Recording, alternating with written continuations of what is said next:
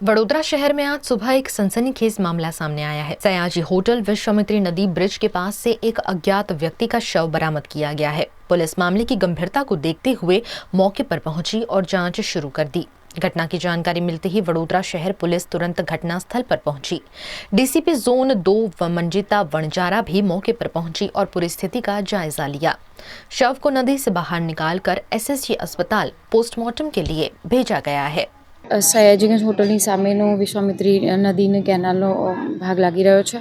એની અંદર અમને એક ટેલિફોનિક વર્દીના આધારે કોઈ અજાણી વ્યક્તિની લાશ મળી છે. લાશની ઓળખ અને એ લાશને કાઢી અને એને પીએમ કરાવી અને એડી દાખલ કરવાની કાર્યવાહી પોલીસ કરી રહી છે.